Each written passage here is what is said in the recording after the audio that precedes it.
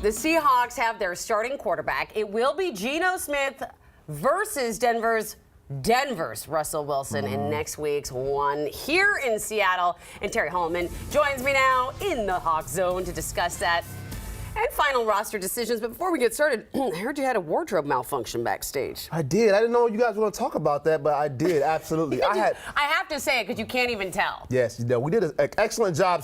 Producer Susie helped me out backstage. I had one job this morning, and that was to not spill coffee on my white shirt that I just got from the cleaners, and immediately picked it up on the way here. My coffee had a different idea, and so yeah, but we got it fixed. Well, you know what? Everyone had different ideas about how the Seahawks was going to look. So what are your thoughts on Geno getting the job?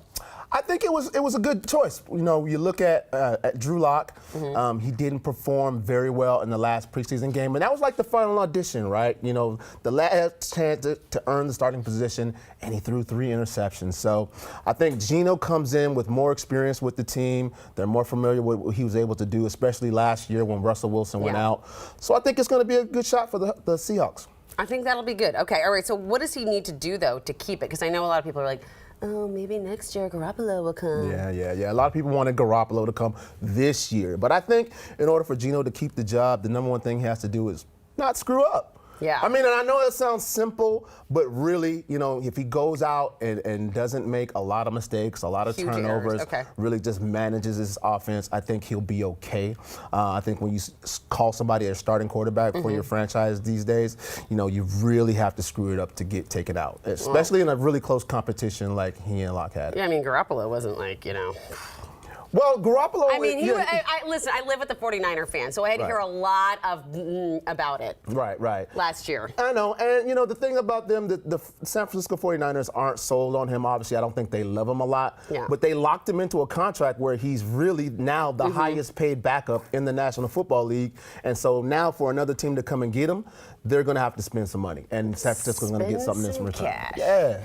All right, let's talk about the roster. So the Hawks trimmed their roster down for the regular season limit to 53 players. I was, you know, after you told me what you told me about these boys, like my gut was clenched about this. Yeah. So what do you make of the final list, and were there any surprises? I think they got a good final 53. The biggest surprise, I think, out of everyone that was released is Marquise Blair.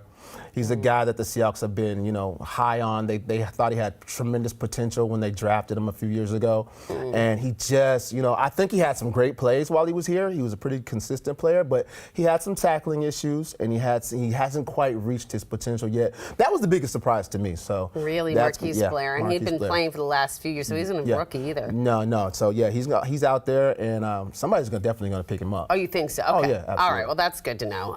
Any surprises other than Marquise? No, he was the biggest one, like I said, and you know, everybody else looks pretty solid. They got some youngsters that in the defensive secondary who we don't know are going to start or where they're going to start. Okay. So that'll be a surprise come week 1. I like it. All right. How do you think the crowd is going to react when Russell walks into Lumen Field? You know, I'm really interested to see. I am too. I think that most people will, you know, give him a standing ovation, applause for the years that he spent here. Okay. I mean, you think he brought or helped to bring the very first Super Bowl championship to the city, so you have to congratulate him for that and everything that he's done for the franchise here. But after that, after you get your first applause, now it's on, Russell. You know, you getting the boo birds, and we sending the defense after you. Okay, I like that. All right, I like that. That seems very Northwest, too. Like, we give you, you do, but now you've gone, so you better watch out. Yeah, now we coming for you. Now we coming for you. Yeah, we coming. All right. Well, speaking of coming, you went going and coming on a scooter recently for a really good cause. How was the big scooter ride with Blitz? Yeah. We had a ride with Blitz across the state of Washington. He started at the border of Idaho. I wasn't going to go that far. I met these guys in Ellensburg, and we had these incredible scooters. They're called Fat Scoots. Yeah. And again, we were raising money to buy shoes for kids in need. And the goal was to, you know, raise enough money to buy 5,000. And I rode all the way from Ellensburg to North Bend. Woo! So that was a lot of riding on the back trails, and the Washington State Parks and Recreation gave us a little permit to let us go on some of those back trails.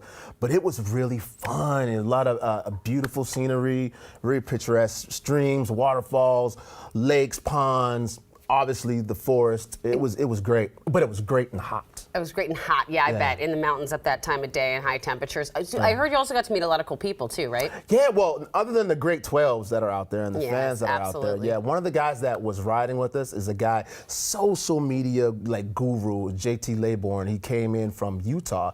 This guy is like so much energy. He has 1.6 million followers on TikTok. So that brought a huge audience of people that wanted to help and donate as well. So yeah, and his wife came out as well. They're both an incredible couple that created a brand called Acts of Kindness, AOK. And so yeah, it was a lot of fun. Poor Blitz too, having to ride instead of fly. I know, right?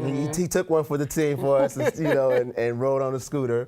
But he got us lost a couple times, and so yeah. Well, he's used to being from above. That's right. Bird's eye view versus the. Although I have to say, I was worried because I was imagining you, heading over, the passes on I-90, but no, thank goodness you were on the side road. We made a couple, side street moves and got on the road a little bit. Better. We actually did have an interaction with the authorities, so maybe Blitz will put some of that on his social media. But yeah, it was good though. Okay, they let us go. Real quick before I let you go, how can people help if they haven't been able to yet? Yeah, so again, they're finishing today, but you can still go on Blitz's Instagram page, or you can go on mine too. There's a link in the bio that you can help donate to help put shoes on the feet of kids who need it. And I think that's an incredible thing to do. Not only that you get new shoes to help you run and do your thing, but it's kind of like self-empowering when you have new shoes and you're going to school and you really couldn't afford them. Absolutely. I love that. Thank you so much, Tara Bear.